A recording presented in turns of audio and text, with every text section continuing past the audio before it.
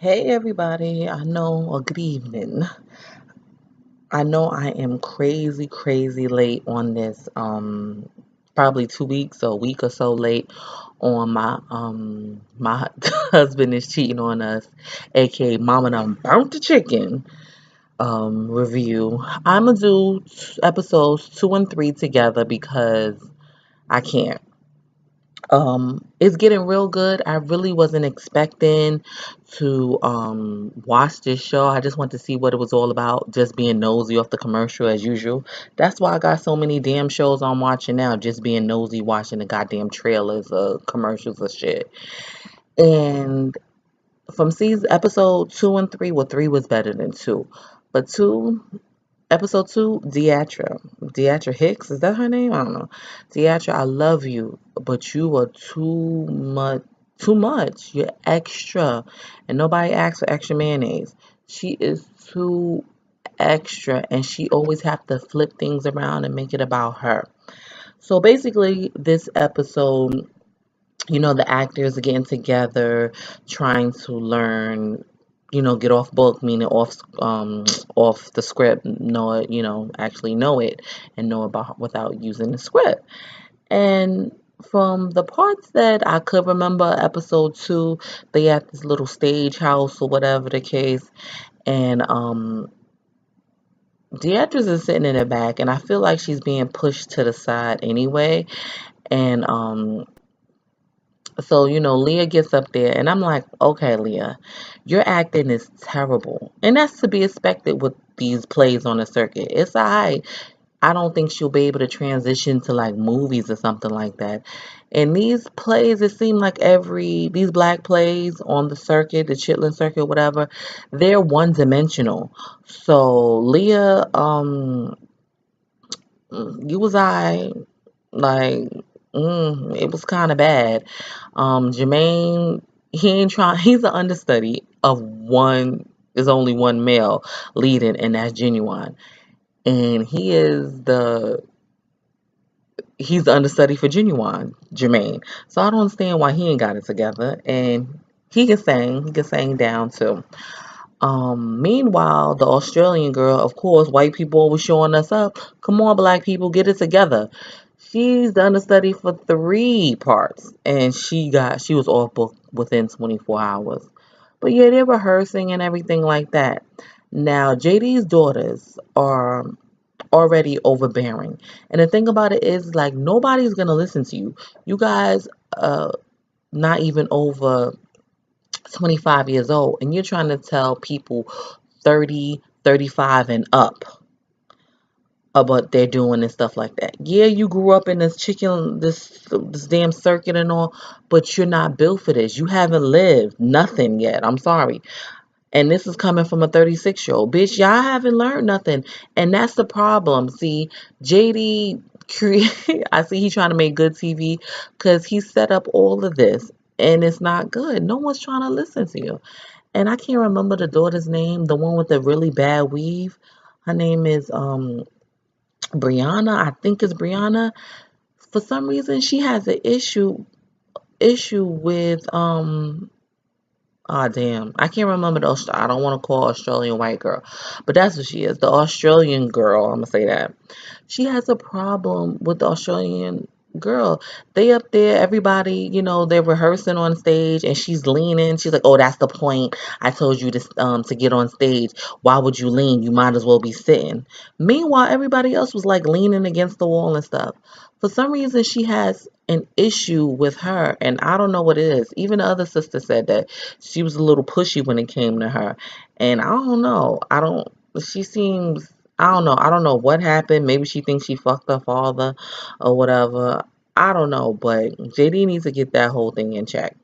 But everyone's trying their college, doing the college try, practicing and rehearsing and everything. Rehearsals was a big mess because Leah can't act. Genuine don't know how to act either because he said this is the first time he's leading. He has most of the lines, and he not really, and plus he's still on tour, so he's gonna be missing a lot of rehearsals. He ain't ready. He is not fucking ready. And JD, was a big mistake, honestly. I think so. So what happens? Okay, so it's JD's birthday. This is episode 2. It's JD's birthday. It sound like it's JD's birthday was like a goddamn cocktail hour at a damn funeral or a funeral repast. It was boring as hell. They had a live band or whatever. He's talking about he don't like to celebrate his birthday. I see why, cause you ain't got nobody you can celebrate with. Like your wife is corny, your daughters are assholes. I can't. It was like it was so sad and dry. And Leah got up there and sang. She sound good. Leah can sing down too. So she was singing and everybody rocking back and forth and swaying. It was a sad scene. That was the most boringest. Is that a word? Most dry sandwich ass birthday party ever seen in my life. And I love parties. So prior to the party, damn, what the hell is that Australian girl name? I can't remember her damn name. Anywho, she texts JD, which was very professional. Like, listen, I feel like it's a little rift between me and the daughters, and I'm very uncomfortable.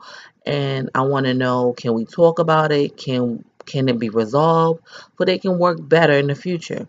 Now, she did exactly what you're supposed to do. No, I don't know nothing about theater world. I'm not an actor or anything like that.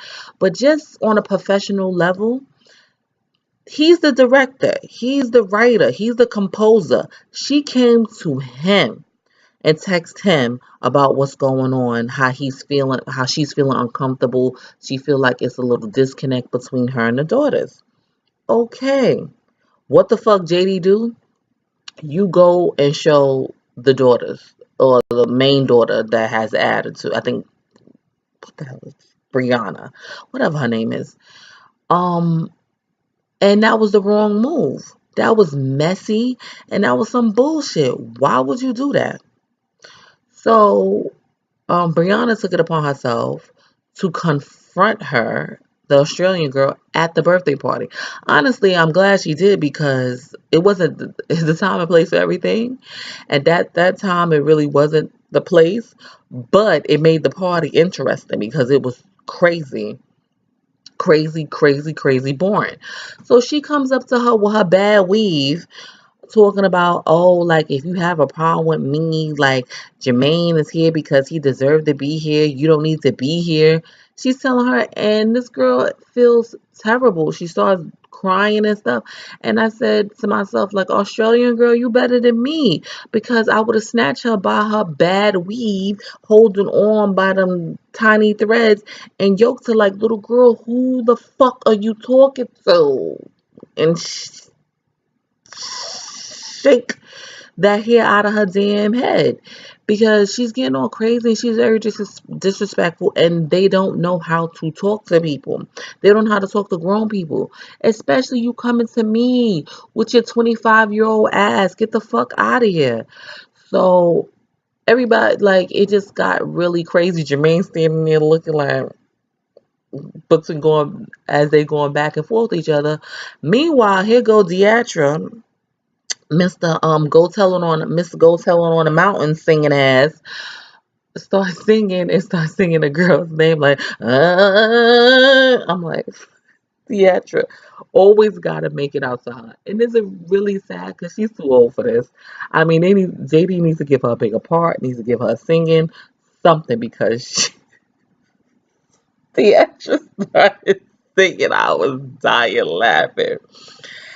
And it was just a whole big mess. So they get back to the house or whatever. Excuse me. Excuse me. God bless me. They get back to the house, and the Australian girl, she's roommates with Deatra, and she explained to her what's going on and everything. And Deatra talking about, I just saw you, and I just felt like I had to sing your name or whatever. And then Deatra flipped it on her, talking about, well, when I had an issue, nobody didn't come to me or whatever. And I'm like, what's going on? Like, what? So they're arguing. They're not really arguing, but they're raising their voice to each other back and forth, trying to explain each other point. Theatre, you really don't have a point because nobody's talking about you. You have to be the center of the attention. It's center of attention, and it's ridiculous.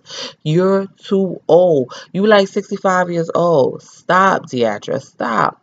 So Jermaine came in the room trying to no. Leah was trying to figure out what's going on. She's like, "Oh no, this is too loud." So she was just making sure the Australian girl was okay. And she's like, let her in the room. And she, so Deatra, of course, since they got their 25-year-old beat, slammed the door in her face, and she was mad and talking about she gonna fuck Deatra up and all this other stuff. Leah, go sit down because honestly, it wasn't that serious. You really didn't have to go in the room. Australian girl was okay. You already know or whatever. And Deatra was being a little petty also because Jermaine came in just to make sure she's okay and everything's okay, and she let Jermaine in the room. So it, it's really no need for it. Deatra, you need to get over it. Meanwhile, all this arguing and commotion going on, Ginuwine like, fuck this, I'm leaving. So he started packing and all this other stuff, and he leaves. So he's quitting the show. Uh, okay. Episode 3 is where left off with Ginuwine leaving. Basically, JD is pissed. He calls his daughters in and let Brianna know that she was wrong. She wasn't supposed to do that. He chastised her a little